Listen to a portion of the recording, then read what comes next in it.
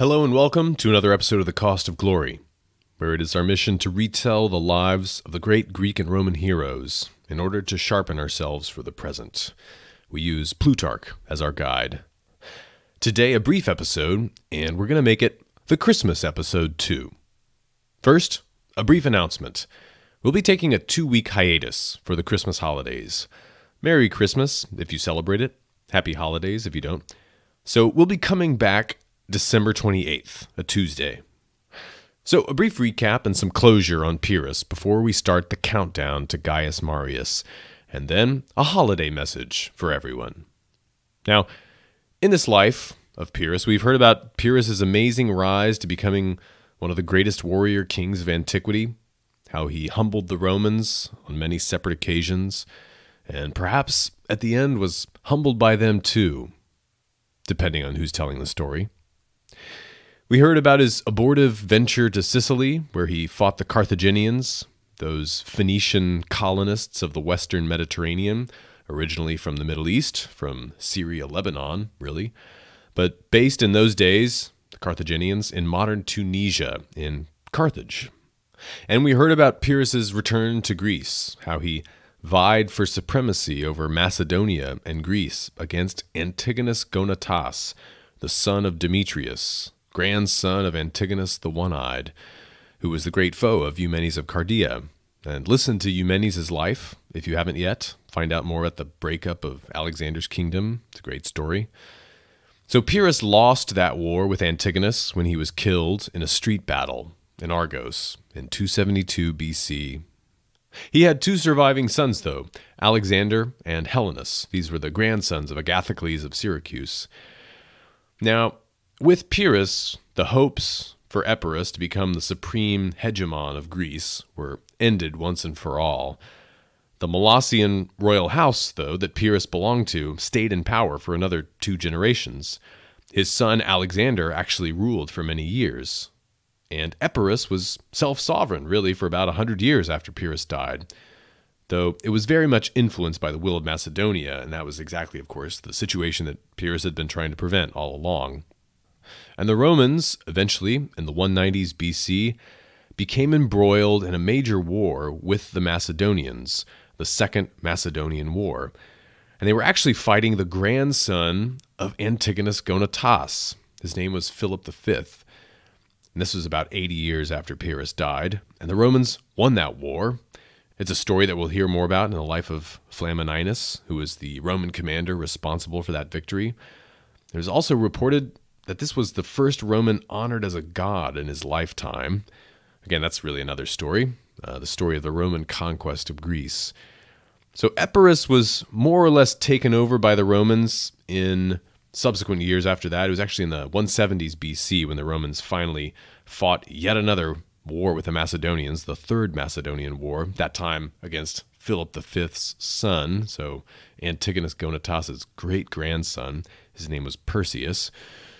And what do you know, there's another Plutarch biography that covers that war too, and those events. It's the life of Aemilius Paulus. So we'll get there, don't worry. But Pyrrhus' venture to Italy had more immediate consequences for Rome. You'll recall from episode 3 how the Syracusans, those leading citizens in the leading city of Sicily, they might possibly deserve some blame for failing to follow through and support Pyrrhus' war effort in mopping up the Carthaginians off the island. They didn't want to help him build a fleet, put up the funds, and all that. That was at least what Pyrrhus' charges were. Well, if the Syracusans were at fault, then they certainly got their comeuppance just 8 years after Pyrrhus died. So there was a dispute 8 years after Pyrrhus died in 264 BC. It was a dispute between the Syracusans and the Mamertines. Remember the Mamertines? Those are those mercenary thugs who took over Messina and opposed Pyrrhus' return to Italy also when he was coming through Calabria, and he sliced one of them in half, according to the story.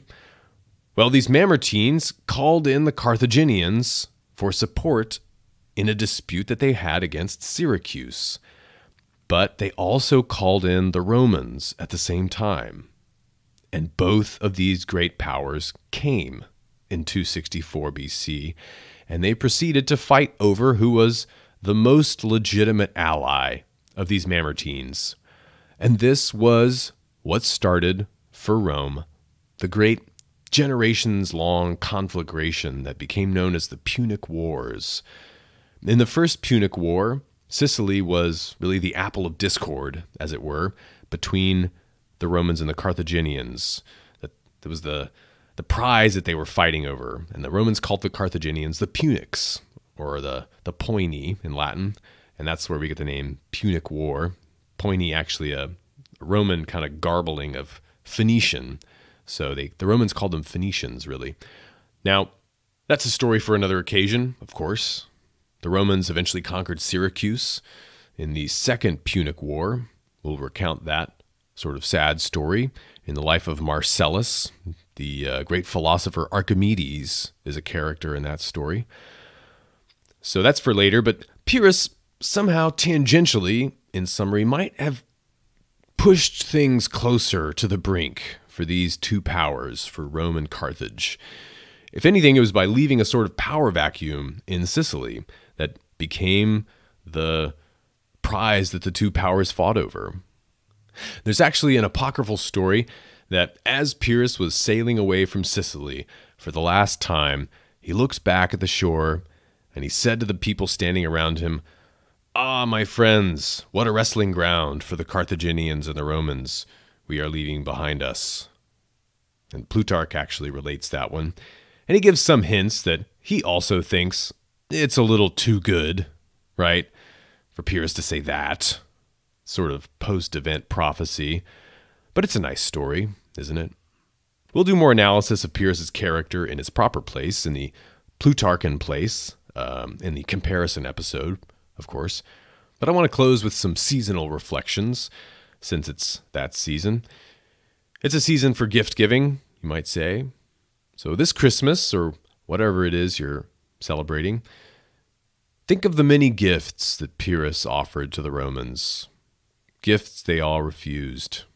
Maybe ask yourself, what do your gifts really mean? We should always give everyone else the benefit of the doubt. Let their gifts be honest and pure-hearted. But you, why are you giving what you give? And are you giving to the people who really need it? You know, the Romans celebrated the Saturnalia around this time of year. Remember that festival that Pyrrhus was supposed to have sent the Roman captives home in time for?